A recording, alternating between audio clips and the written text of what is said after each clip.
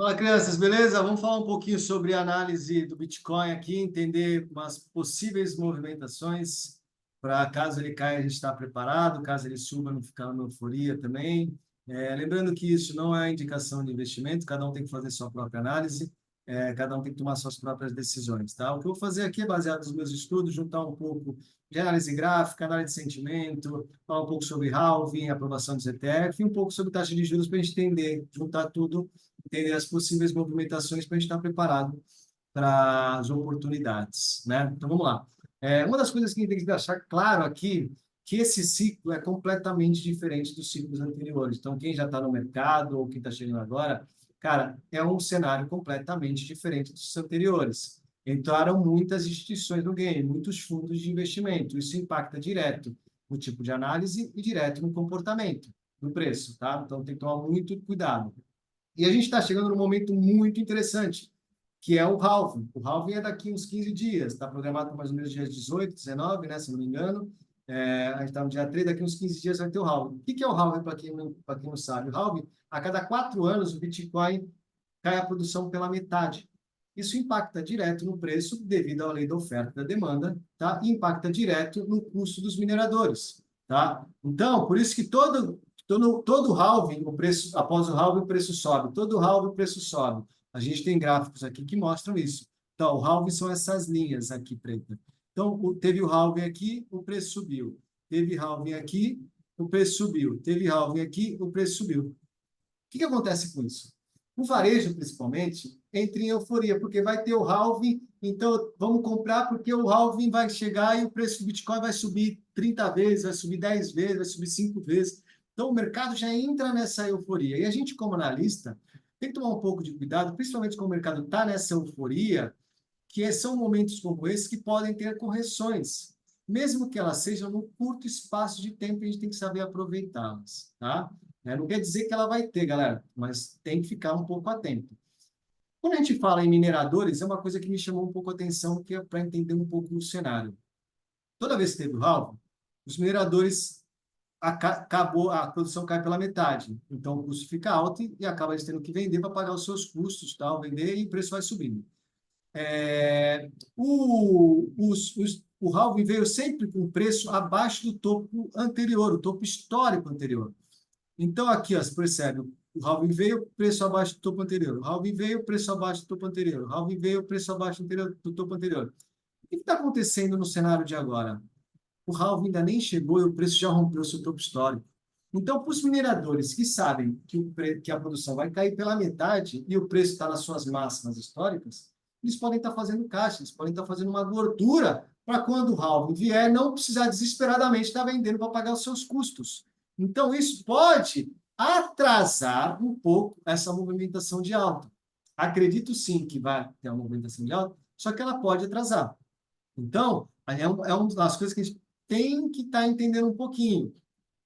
Vamos pensar um pouco, analisar um pouco também esse ciclo todo aqui de queda e de alta, juntando um pouco de macroeconomia e os cenários que teve nesse ciclo. Nesse momento aqui, no topo histórico anterior, o Bitcoin começou a ter, pela primeira vez na história, se deparar uma possível alta taxa de juros americana. O que acontece quando os juros americanos sobem? Os investidores, eles tiram o dinheiro dos ativos de risco e colocam o dinheiro no dólar, porque tem menos risco de calote, menos risco de perder dinheiro. Então, eles vão tirando, vão migrando. Isso vai fazendo com que o preço saia, porque a galera vai saindo do game. Em contrapartida também, foi um cenário muito caótico no mercado de criptomoeda. A gente teve a falência da FTX, da Luna, entendeu? Então, teve muita notícia ruim no mercado de cripto, que foi empurrando o preço cada vez mais para baixo. Quando chegou nessa região, o próprio juros americano já deu sinais que ele ia manter a taxa de juros, não ia elevar. Então, o mercado, ele não espera o preço, a taxa de juros subir para cair o preço e a taxa de juros descer para subir o preço. Ele já vai se precificando antes do cenário acontecer. Quando aconteceu, já foi, aí o mercado corrige. Então, aqui, Os Estados Unidos já está dando indícios que vai começar a reduzir a taxa de juros. A previsão é que no meio do ano já comece a reduzir a taxa de juros. Acredito eu que dificilmente, pelo menos no médio prazo, a gente vai ter taxas de juros americanas como a gente teve no passado, entendeu? Próximo a zero, não vai ter. Então, acredito que dificilmente a gente vai ter esse tipo de taxa de juros, pelo menos no médio prazo. Então, mas o preço já está subindo. Ah, então foi por isso que subiu o preço? Não. Acredito que o mercado já estava a começar a se precificar, mas o que acontece nessa alta aqui foi a aprovação dos ETFs. Tá? O que é os ETFs? Os Estados Unidos liberou para os grandes fundos de investimentos oferecerem para os seus clientes fundos lastreados em Bitcoin. Só que para esse fundo ser aprovado, para esse fundo, para o cliente comprar um ETF, o fundo precisa ter o Bitcoin como garantia, precisa ter lastro. Então, os fundos têm que comprar Bitcoin. Mas não acredito em vocês que depois da aprovação, que foi mais ou menos aqui, que teve os fundos começaram a comprar. Os fundos começaram a comprar aqui, ó. Eles não vão esperar a aprovação, já estão comprando aqui, como está barato, para pagar barato, a galera está desesperada comprando, o Bitcoin acabou, eles estão comprando essa galera, na aprovação eles já estão com bastante ETF e vão comprando. E aqui, quando eles vão para o topo histórico, eles podem estar o quê? Podem estar começando a realizar um pouco do lucro, para jogar o preço um pouco mais para baixo, corrigir, comprar barato novamente e surfar uma alta depois. Nesse cenário aqui, nessa paulada que deu aqui, um dos indicadores que eu vi no mês passado estava mostrando que em média, estavam sendo comprados 10 mil bitcoins e estavam sendo produzidos 900, coisa que depois do halving vai cair pela metade. Então, você imagina, estão sendo comprados 10 mil, estão sendo produzidos 900. Cara, a lei da oferta e da demanda, não tem jeito, o preço vai subir, tá? Então, vai acontecer naturalmente, o preço vai dar uma explodida para cima. E não é porque estão sendo produzidos que as mineradoras estão vendendo. Eles estão comprando de quem está, às vezes, querendo realizar um pouquinho de lucro. Então, era muita compra para pouca produção. Joga o preço para cima. Então, entendendo todo esse cenário macro, acreditando que sim, acredito eu, no longo prazo, Bitcoin é alta. No médio prazo, a gente tem que começar a entender o possível cenário. Acreditando que possa ter uma correção, quais as possibilidades que eu enxergo nesse cenário agora?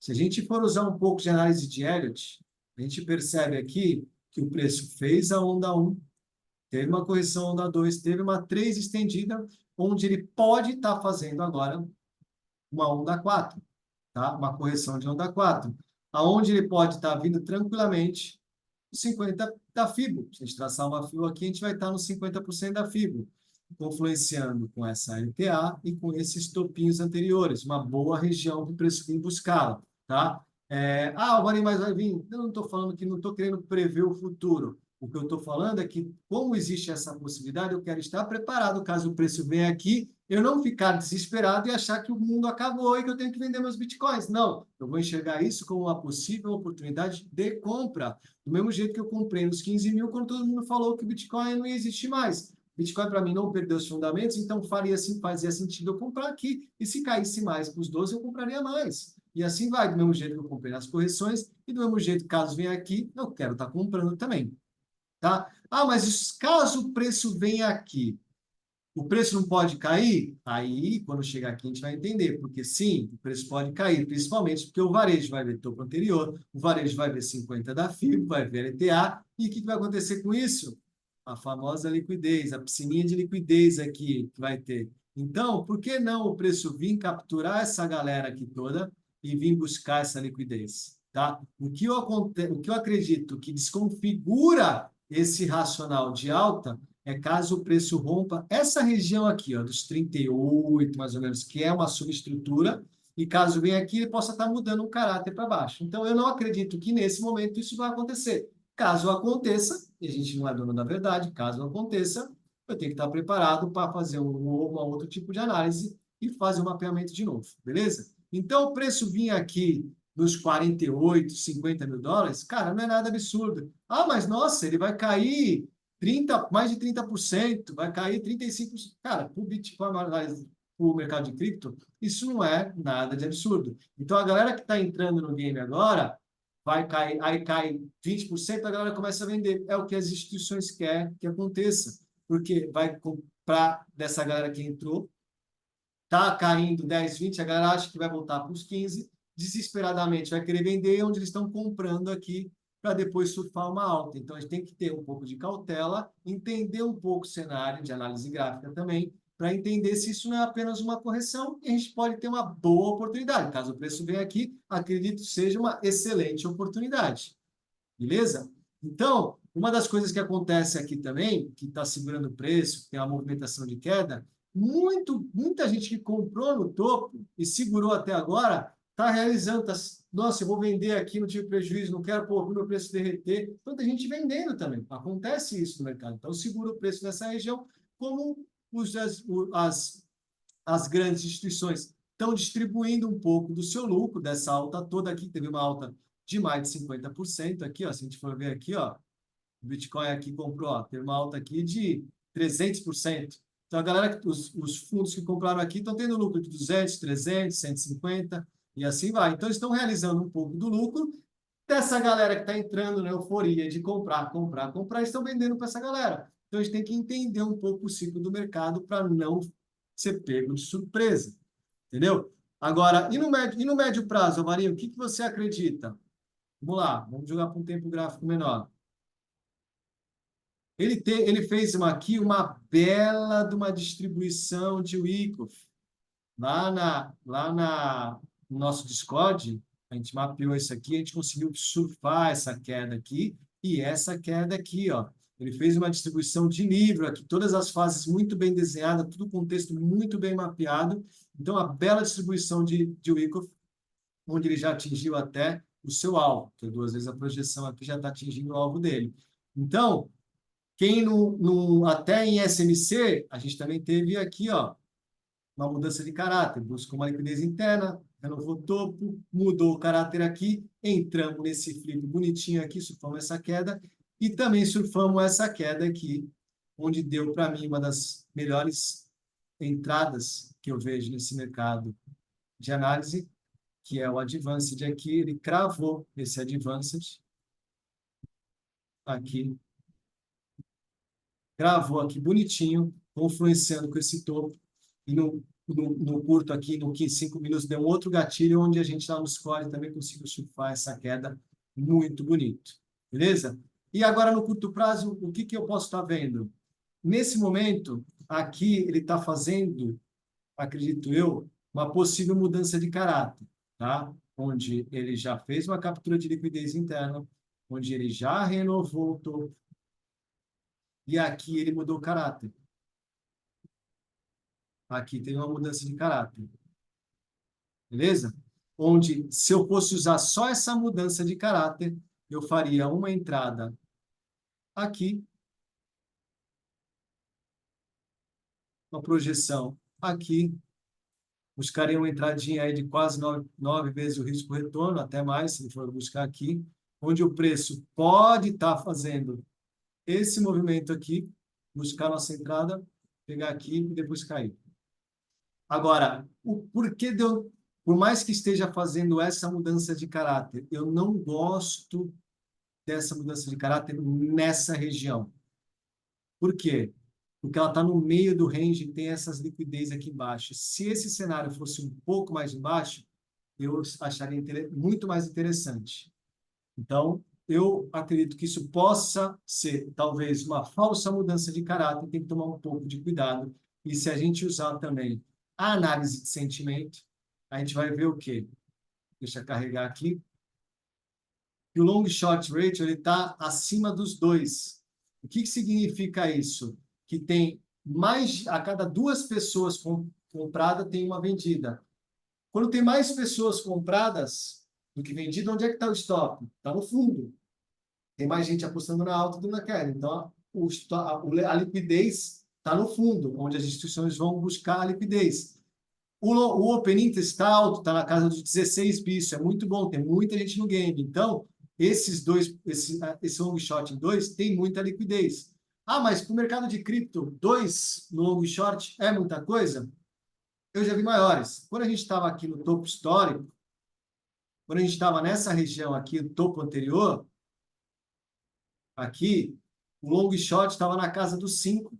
Ou seja, a cada 5 pessoas que estavam apostando na alta, uma estava apostando na baixa. Ou seja, imagina a liquidez que não tinha o stop dessa galera que estava apostando na alta. Por isso que o mercado foi jogando cada vez mais rápido também, tá? Então, a gente tem que tomar um pouco de cuidado, porque a análise de sentimento está mostrando para nós que tem mais gente apostando na alta do que na queda, e isso pode jogar o preço mais para baixo, influenciando mais com o nosso operacional, o nosso racional que a gente fez anteriormente. Então, o mercado, para o momento, a gente tem que tomar um pouco de cuidado com a alta, e nesse range aqui, gera essa indecisão, principalmente que o halving está vindo, está gerando essa euforia. Se a gente for usar, aproveitar que a gente entendeu que tem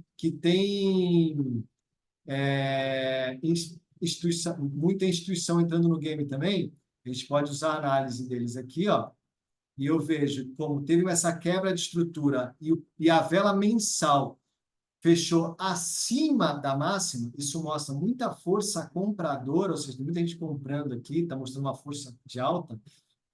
Se a vela mensal tivesse fechado abaixo, fazendo apenas um sweep aqui em cima, me deixaria um pouco inseguro, mostrando uma boa força de queda, que essa região de supply está segurando o preço para jogar para baixo. Como a demanda foi suficiente para romper a oferta, mostra que tem uma força compradora. Então, casa com a análise de médio e longo prazo, continua uma tendência de alta. Agora, ele deixou muita ineficiência no preço aqui. Se a gente jogar até no gráfico de H1, ele deixou muita ineficiência, principalmente após a aprovação dos ETFs. E essa ineficiência, ela costuma muitas das vezes ser corrigida. Então, casa muito com o nosso operacional. Ele pode vir aqui, buscar a casa dos 50, fechar toda essa ineficiência até essa aqui embaixo e depois seguir seu fluxo, tá? Isso já parte um pouco para a análise institucional. Então, com todo esse contexto, com todo esse cenário mapeado, uma das coisas que eu vou analisar é o RSI, eu deixei até marcado aqui que a gente passou lá no Discord para a galera. Eu vou estar acompanhando o RSI no diário, tá? Onde eu tracei essa LTA, confluenciando com essa LTA aqui também do gráfico, tá? Onde vocês podem ver que no RSI ele já está próximo, ou seja, já está mostrando muita força de queda, tá?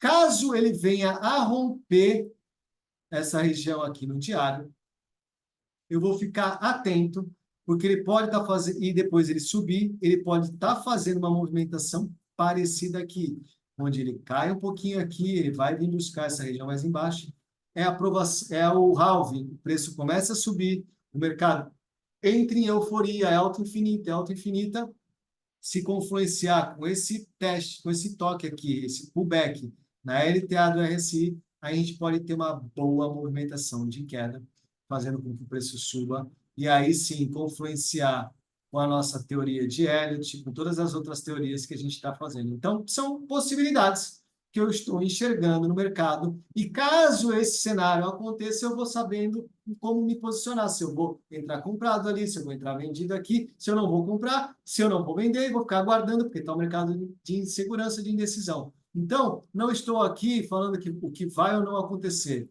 Estou aqui vendo possíveis oportunidades e como eu vou estar me preparando para caso tenha essa movimentação, eu saiba o que fazer. Beleza? Se você curtiu esse vídeo, te agregou, deixe seu like aí, compartilha com a galera aí e tamo junto. Um abraço.